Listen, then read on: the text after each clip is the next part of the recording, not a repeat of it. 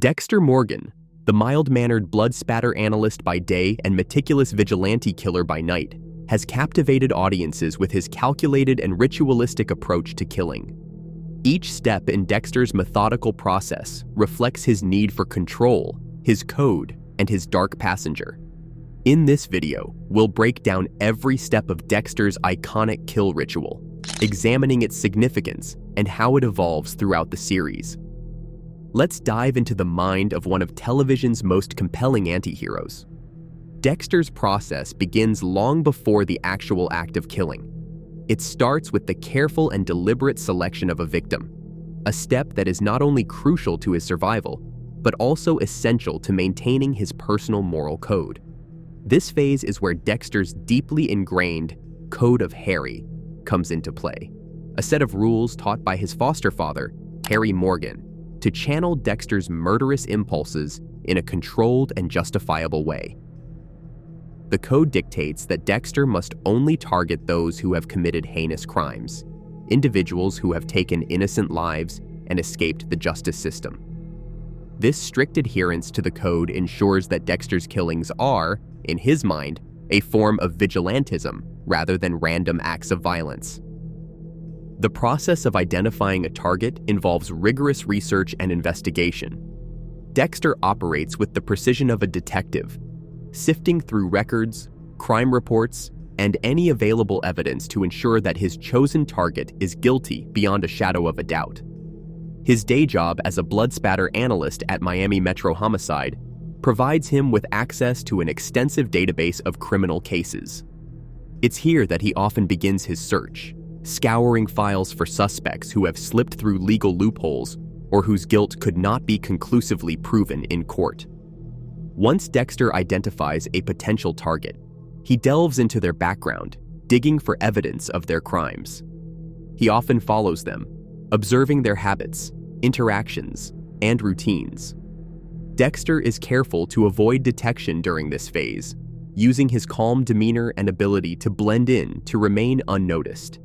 His stalking is meticulous, allowing him to gather a complete picture of his target's life and confirming their guilt. This step also serves to reinforce Dexter's sense of purpose. By seeing the evidence firsthand, he strengthens his resolve that his actions are justified. Dexter also evaluates the risks associated with each potential victim. He considers factors like their social connections, influence, and how their disappearance might attract attention. A high-profile target or someone with a strong support network could bring unwanted scrutiny, which might jeopardize Dexter's anonymity. In such cases, he either finds a way to minimize these risks or moves on to a less conspicuous target. This pragmatic approach underscores Dexter's commitment to maintaining his double life and avoiding detection at all costs. An interesting aspect of Dexter's selection process is his use of mock normalcy to validate his instincts. He often engages in internal debates about his chosen target, wrestling with the balance between his dark passenger's urges and his need to uphold the code. This inner dialogue reveals Dexter's complex psyche and the constant tension between his desire for control and his need to satisfy his impulses. It's during these moments that viewers get a glimpse of the humanity buried beneath his sociopathic tendencies. Sometimes, Dexter's selection process is deeply personal. There are moments in the series when his targets intersect with his own life, or the lives of those he cares about. In these cases, the stakes are higher, and Dexter's usually detached demeanor becomes more emotionally charged. His decision-making becomes more impulsive, and while he still adheres to the code, the personal nature of these targets often leads to mistakes or complications that disrupt his carefully crafted process. A critical component of this step is Dexter's ability to remain patient. He does not rush into action. Instead, he takes his time, ensuring every piece of evidence aligns with his standards. This patience not only protects him from making mistakes, but also demonstrates the depth of his obsession. The act of hunting and selecting a target becomes almost ritualistic, a necessary precursor to the satisfaction he derives from the kill itself. Ultimately, the selection process is more than just a means to an end. It's a reflection of who Dexter is. It reveals his methodical nature, his adherence to a moral framework, and the stark contrast between the ordinary life he presents to the world and the darkness that drives him. This step lays the foundation for everything that follows, ensuring that each act of killing adheres to the rules that govern his unique sense of justice. Once Dexter has selected his target and confirmed their guilt, the next phase of his ritual involves preparing the kill room. This step is critical to ensuring the success of his mission and maintaining his anonymity. The kill room is not just a physical space. It is a carefully curated environment where Dexter can maintain control and carry out his work with clinical precision. Each detail of this process is meticulously thought out, a testament to Dexter's need for order and his background in forensics. The first consideration in preparing the kill room is location. Dexter chooses spaces that are secluded, private, and unlikely to attract attention. Abandoned buildings, industrial sites, and unused storage facilities are among his preferred choices. These locations offer the advantage of being isolated, allowing Dexter to conduct his grim work without fear of interruption. However, he is not always limited to such remote spaces. In situations where his target's routine offers a specific opportunity, Dexter has adapted to setting up kill rooms in more accessible locations, such as their own homes, workplaces, or other familiar environments. Regardless of the setting, the key is to ensure that the space can be completely transformed and returned to its original state without leaving any trace of his activities. Once the location is chosen, Dexter begins the transformation. He methodically covers every surface in the room with plastic sheeting, ensuring that no blood or DNA evidence can contaminate the environment. This step is not only practical, but symbolic, reflecting Dexter's desire to compartmentalize his dark deeds from the rest of his life. The plastic sheeting acts as a physical barrier, creating a sterile bubble where his dark passenger can operate freely. Dexter's attention to detail here is unparalleled. He secures the plastic with precision, leaving no gaps or loose ends that could compromise the cleanliness of the scene. In addition to the plastic, Dexter prepares a table or surface where his victim will be restrained. This table is often the centerpiece of the kill room, positioned to allow Dexter full control during the act. He uses duct tape, zip ties, or custom-made straps to ensure his victim is immobilized, preventing any possibility of escape. The positioning of the table and restraints is carefully calculated, taking into account Dexter's need for efficiency and ease of movement during the kill. The walls of the kill room often serve as a gallery for Dexter's work. He frequently tapes up photographs or evidence of his victims' crimes, confronting them with the lives they've taken. This visual display serves multiple purposes. It is a psychological tactic, forcing the victim to confront their guilt in their final moments. It also reinforces Dexter's own justification for the act he is about to commit. By surrounding himself with tangible proof of their guilt, he strengthens his resolve and silences any lingering doubts. Lighting is another element Dexter considers when setting up the kill room. He often uses portable lights or adjusts existing fixtures to create an atmosphere that suits his needs. The lighting is functional, ensuring he has clear visibility during the act, but it also adds an eerie, almost theatrical quality to the space. The stark, clinical brightness of the lights mirrors the cold, calculated nature of Dexter's process, creating a setting that feels more like an operating room than a crime scene. Dexter also brings his tools to the kill room, each item carefully chosen and prepared for the task at hand.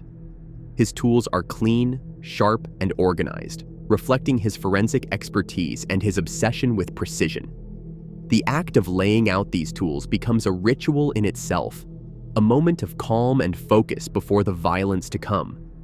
Dexter's kit often includes knives, scalpels, and syringes filled with tranquilizers, all of which he uses with surgical accuracy. These tools are not only functional, but also symbolic, representing Dexter's control over the process and his ability to keep his dark passenger in check. Finally, Dexter takes precautions to ensure the room can be completely dismantled and cleaned after the act is complete. He plans an efficient exit strategy, considering how to dispose of the body and transport any materials without drawing attention. Dexter's kill rooms are designed to leave no evidence behind, reflecting his deep understanding of forensic science and his unwavering commitment to avoiding detection. The kill room is more than just a physical space. It is a manifestation of Dexter's need for control and order. It is a place where he can fully embrace his dark passenger while adhering to the rules that govern his actions. Every detail, from the location to the tools to the psychological tactics, is meticulously planned and executed. In the kill room, Dexter is at his most focused and most dangerous, a chilling blend of forensic expert and predator. This step in his ritual is as much about preparation as it is about control, setting the stage for the deadly encounter that follows. The confrontation is one of the most intense and pivotal moments in Dexter's ritual. It is the point where he shifts from careful planning to direct engagement with his target. This phase requires not only precision and strategy, but also psychological dominance, as Dexter confronts his victim with their crimes and prepares to carry out his ultimate act of justice. It is here, in the confrontation, that Dexter's dark passenger fully takes the reins, yet his actions remain guided by the structure of his code. Dexter's approach to capturing his victim is calculated and deliberate, often involving deception or stealth. Depending on the situation, Dexter might rely on his ability to blend into the environment, using his unassuming appearance and composed demeanor to get close to his target. At other times, he uses tools like tranquilizers to incapacitate his victim without a struggle. Dexter's preference for a clean, efficient capture reflects his understanding of the risks involved. Any unnecessary noise or commotion could draw attention and jeopardize his entire operation. One of Dexter's most distinctive tactics during this phase is his ability to exploit his target's weaknesses or routines. Over the course of his meticulous stalking, he gathers information about their habits, preferences, and vulnerabilities. This knowledge allows him to set traps or create opportunities to isolate his victim. For example, he might lure them into a secluded area by fabricating an emergency or exploiting their trust in him. Dexter's intelligence and adaptability are key to the success of this step, as he adjusts his methods to suit the circumstances of each target. Once the victim is subdued and transported to the kill room, the confrontation becomes more psychological. Dexter carefully arranges the scene to maximize his control over the situation. The victim, restrained on the table and surrounded by evidence of their crimes, is rendered powerless both physically and mentally. Dexter uses this moment to assert his dominance, often engaging the victim in a chilling monologue. These speeches are not merely for his own satisfaction. They serve as a way for Dexter to rationalize his actions and reinforce his sense of justice. During these confrontations, Dexter presents the evidence he has collected, forcing the victim to confront their guilt. He methodically recounts their crimes, often describing the pain and suffering they have caused in vivid detail. This step is deeply symbolic for Dexter. It transforms the act of killing into a form of judgment, a way of delivering justice that the legal system failed to provide. The victim's reaction varies. Some deny their guilt or try to plead for mercy, while others accept their fate with resignation or even defiance. These interactions add a layer of complexity to Dexter's ritual, as they sometimes challenge his resolve or evoke unexpected emotions. Dexter's demeanor during the confrontation is another hallmark of this phase. He is calm, composed, and eerily detached, a stark contrast to the terror and desperation of his victim. This control is essential for Dexter, as it allows him to maintain focus and prevent his emotions from interfering with the task at hand. However, there are moments when the confrontation reveals cracks in Dexter's facade. Certain targets, especially those who remind him of his past or threaten his loved ones, provoke deeper, more visceral reactions. These moments of emotional conflict add tension and vulnerability to Dexter's character, reminding viewers that he is not entirely immune to the psychological toll of his actions.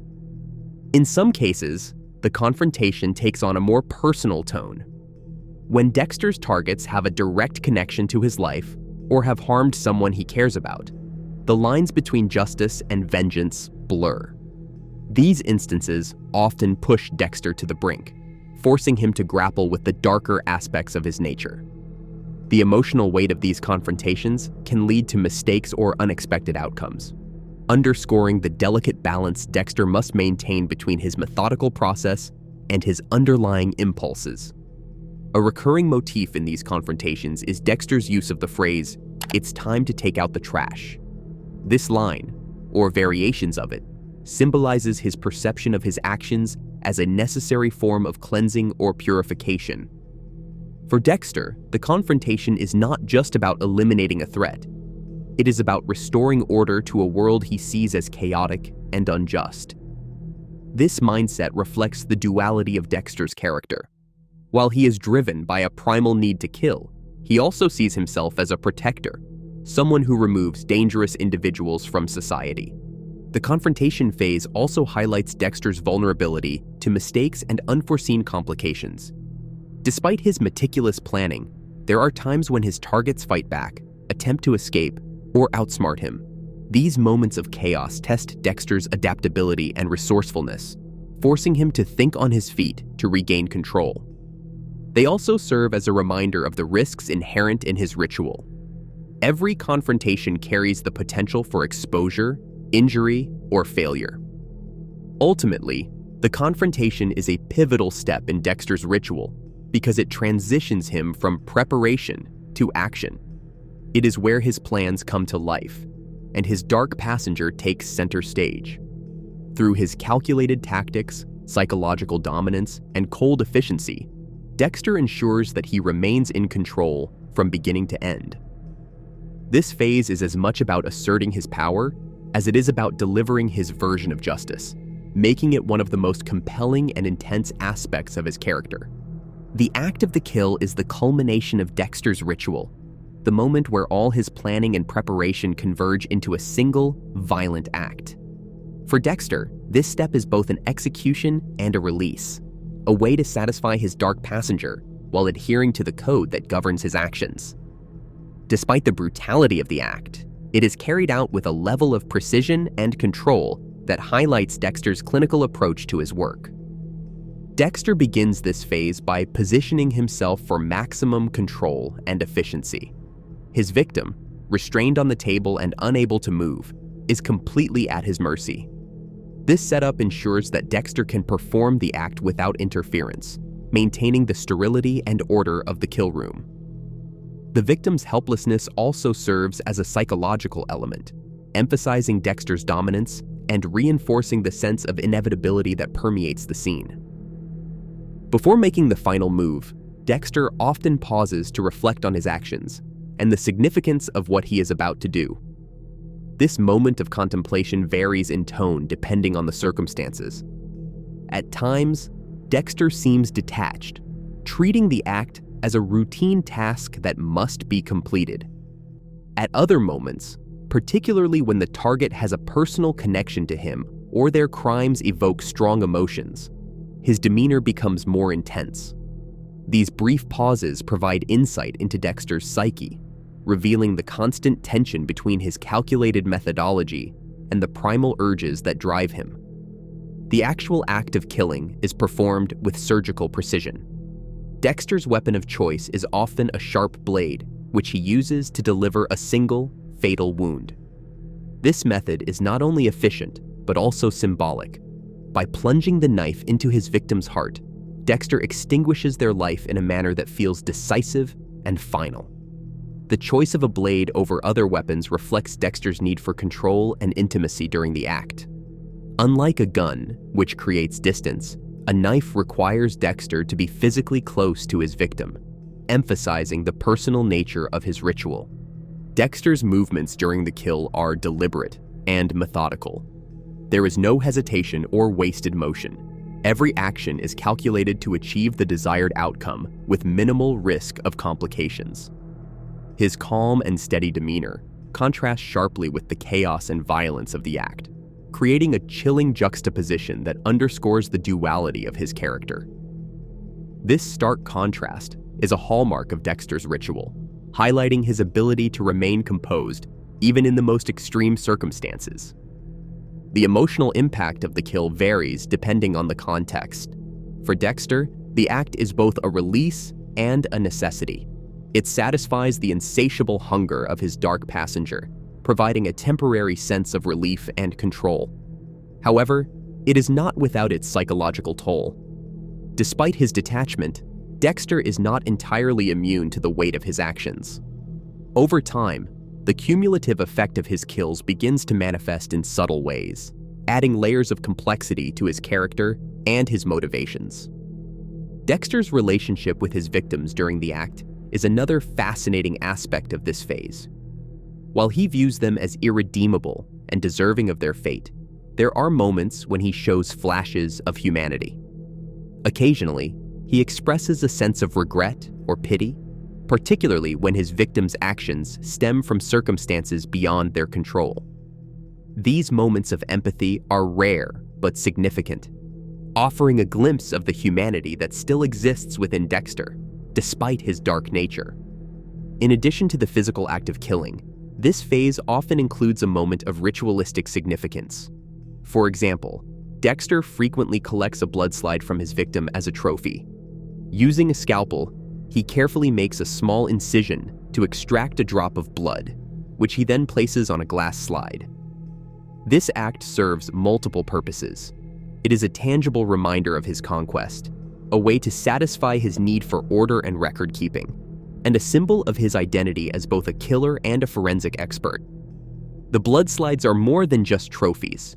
They are a manifestation of Dexter's compulsion to document and control every aspect of his dark passenger's influence. Dexter's internal dialogue during this phase adds another layer of complexity to the scene. He often narrates his thoughts and feelings, providing the audience with insight into his mindset. These monologues reveal Dexter's self-awareness and his struggle to reconcile his actions with his identity. They also underscore the contradictions inherent in his character, a man who takes life in the name of justice, yet grapples with his own humanity. Despite his precision and control, there are moments when the act of killing does not go as planned. Targets who resist, unexpected interruptions, or emotional triggers can disrupt Dexter's carefully orchestrated process, forcing him to adapt on the fly. These moments of chaos serve as a reminder that despite his meticulous nature, Dexter is not infallible. They also add tension and unpredictability to the narrative, keeping viewers on edge as they watch Dexter navigate the challenges of his double life. Ultimately, the act of killing is both the climax of Dexter's ritual and the most defining aspect of his character. It is where his dark passenger is fully unleashed, yet it is carried out with a level of precision and control that reflects his adherence to the code. Through this phase, viewers gain a deeper understanding of Dexter's psyche, his motivations, and the complexities of his existence as both a predator and a man trying to live by his own twisted sense of justice. The cleanup phase is perhaps the most critical part of Dexter's ritual, as it ensures that no trace of his dark activities can be discovered. This step highlights Dexter's methodical nature and his extensive knowledge of forensic science, which he uses to cover his tracks and remain undetected. While the actual act of killing satisfies his dark passenger, the cleanup is where Dexter's meticulous attention to detail truly shines, turning what could be a messy crime into an untraceable event. The process begins immediately after the kill. Dexter wastes no time transitioning from the act of murder to the task of erasing all evidence of it. He starts by inspecting the kill room, scanning every surface for blood splatter, hair, fibers, or any other trace evidence. This careful examination is a direct reflection of his day job as a blood spatter analyst, where he has learned to identify even the smallest pieces of evidence that could potentially link someone to a crime. One of Dexter's primary tools during the cleanup is the plastic sheeting that lines the kill room. This plastic, which has already served to contain the blood and other biological materials during the kill, is now carefully removed. Dexter rolls up the sheets with precision, ensuring that no residue escapes. The plastic serves as a makeshift body bag, containing not only the remains of his victim, but also any evidence that might otherwise contaminate the surrounding area. Dismemberment is often part of the cleanup process, particularly if Dexter needs to transport the body discreetly. Using sharp, clean tools, he methodically cuts the body into manageable pieces. This step is not only practical, but also reflects Dexter's clinical approach to his ritual. He treats the dismemberment like a surgeon performing an operation, focusing on efficiency and cleanliness. Dexter's expertise in anatomy and forensics is evident here, as he knows exactly where to make incisions to minimize effort and maximize effectiveness. Once the body is prepared for disposal, Dexter ensures that all tools and materials used in the process are thoroughly cleaned or destroyed. Knives, scalpels, and other implements are meticulously wiped down to remove any traces of blood or DNA. Disposable items, such as gloves and wipes, are collected and disposed of along with the body. Dexter is acutely aware of the ways in which small oversights can lead to detection, and he spares no effort in eliminating any potential evidence. The disposal of the body is the next major step in the cleanup process. Dexter's preferred method is to transport the remains to his boat, the Slice of Life, and drop them into the depths of Miami's waters. He often selects areas with strong currents or deep underwater trenches, ensuring that the remains are carried away or remain inaccessible. This method has proven effective, as the ocean acts as both a graveyard and a natural barrier to discovery. However, even this step is not without its risks. Dexter takes great care to avoid leaving a trail, whether it's by moving the body at odd hours, using secluded launch points, or cleaning his boat thoroughly afterward. Dexter's forensic knowledge plays a key role in the cleanup phase, as he constantly thinks one step ahead of potential investigators. He anticipates how a crime scene might be processed, considering factors such as luminol testing for hidden bloodstains, fingerprints, or shoe prints. This awareness allows him to preemptively address any vulnerabilities in his cleanup process. For example, he wears gloves at all times to avoid leaving fingerprints and often removes his shoes or wears disposable booties to prevent leaving footprints. Every action he takes is designed to create a sterile environment that leaves no evidence for authorities to uncover. The kill room itself must also be returned to its original state. Dexter carefully dismantles the setup, removing any remaining plastic sheeting, cleaning surfaces, and restoring the space to its previous condition. If the kill room was in a location with regular foot traffic, such as an abandoned building or a victim's home, Dexter ensures that nothing appears out of the ordinary. He erases any signs of forced entry, locks doors, and replaces furniture or objects that may have been disturbed during the process. The goal is to leave the location as untouched as possible, creating the illusion that nothing unusual occurred there.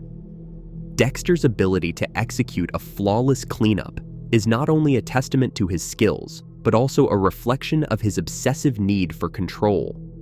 He views this phase as an essential part of his ritual, one that allows him to maintain his double life and continue operating undetected.